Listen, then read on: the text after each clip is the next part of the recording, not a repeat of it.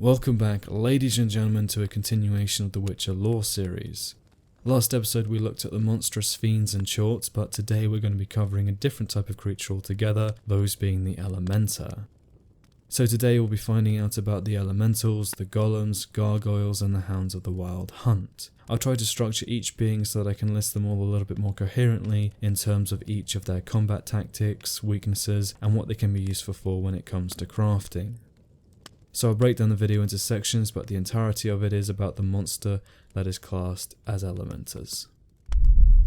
Firstly, what is an elementa? They are primarily constructs brought together and built by mages or those in possession of magical abilities, being created to be used as servants or dragged from other dimensions. These beings have no free will and are used to protect ancient sites or conjured to fight off enemies during a skirmish. When exploring old ruins, it is common that the previous inhabitants set down spells and wards that, when triggered, lead to the construction of these beings, their entire existence only to protect what they have been assigned. Occasionally, but rarely, they break free from their bonds that restrict them from moving out of their areas and attacking those that they are meant to defend, making these very dangerous creatures that feel no pain and are more akin to a weapon system than they are to a living being. There are three different types of elementals, those being earth, fire and ice. Each has a unique appearance and trait, the most obvious of which being their individual elements. I'll give a rough summary of each one, explaining their personal weaknesses, and then at the very end of the video I'll explain the weakness that every elementa shares. The earth elemental is one of the more basic of the three, being constructed from mud, clay, sand and stuck together with water and dust, brought to life using magic. They are massive, slow moving and near impossible to knock over, having incredible strength and durability thanks to their mass. They are the more common guardians you will find in elven ruins and other ancient sites that are under protection. They toss stones and leap into the air, coming to the ground with a crash, setting out a shockwave and erecting a ring of rocks, preventing their target from escaping. They will try to block your attacks by shielding themselves, and it is very important not to strike them during that time, or you will be partly reflected. Queen is the best option against them, as most of the other signs have little to no effect, whereas the shield will allow you to get in one or two attacks more, as these creatures can soak up an awful lot of damage. The fire elemental, like earth, can be found in old ruins but is less common, and its complicated construction will be more likely prepared before a battle to help its master.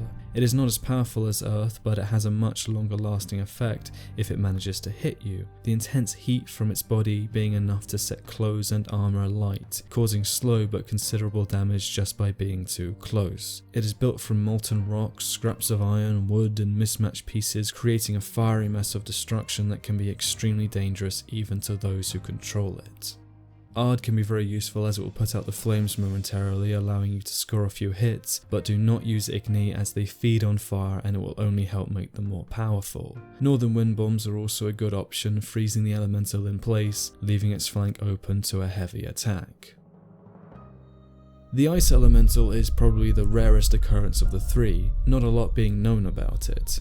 They are found primarily in Skellige and are summoned by powerful users of magic. Built mostly from ice, they survive in colder environments and are unbelievably strong, immune to poisons and, strangely enough, even fire.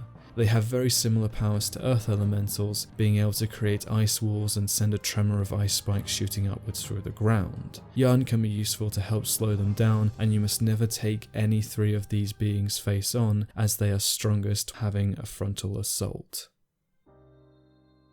Now we're moving on to the golems. These towering masses are built of stone, their giant fists weighing 45 kilos each, and are very difficult opponents to defeat. They feel no pain, are immune to fire and poisons, but are weak to acids, meaning a coating of acrid oils will make your job a little easier. Like others, they wander the halls of old ruins, being a mindless protector of whatever they have been given to watch. Strong and held together by magic, they share many similarities to an earth elemental, but are twice as strong, fast and dangerous. Their stomps and punches are impossible to reflect. Your best chance to defeat them is to simply dodge aside if it charges towards you, striking its flank as it recovers. Yarden is useful, but it will not incapacitate a golem, it will only slow it, as they can still swing and crush you quite easily even when slowed. A more unique note is that if you have a fully developed wall attack, you can couple it with a Thunderbolt potion and Elementa oils, making very quick work of a golem as their size and speed stops them from evading your attacks.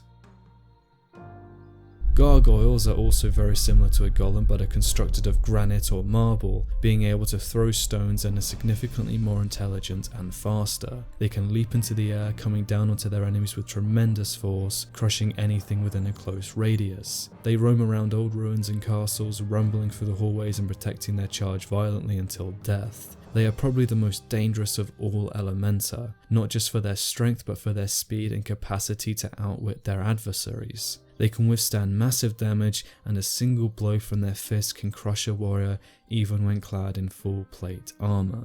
Most signs are useless against them like most Elementa, but Quinn can be useful for its blowback ability and for your own protection.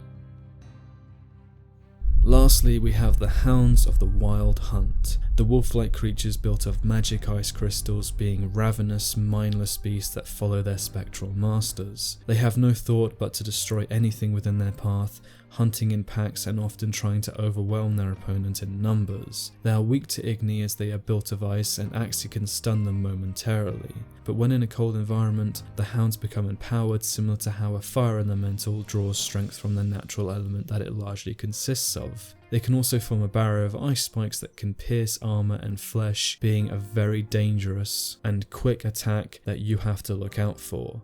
It is very important not to let these beasts surround you and to be prepared to take on multiple hounds at a time. Finally, there are a few combat notes that can apply to every type of Elementa. All of them feel no pain, do not bleed, and are totally immune to any poisons. However, they all have the weakness to Dimetarium dust, so using any bombs that contain it is recommended as the metal interferes with the spell that keeps them alive. Coating your sword in Elementa oils will obviously help as well, and remembering what signs to use for each being can sometimes mean the difference between life and death. So that's about it for Elementas. They're quite interesting beings in terms of the fact that they are technically more of a weapon system than they are a bloody monster, but they're kind of cool because they're very different from the rest of the creatures in the Witcher world, and they're all quite interesting in terms of their design, even if they do all act very similar and basically all have the same reason for being built.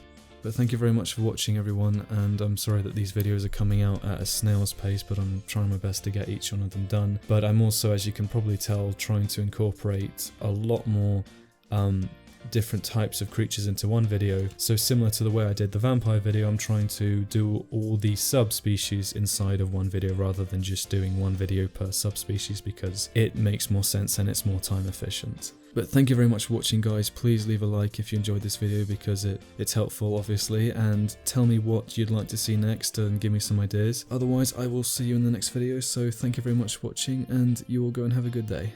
Beetlejuice.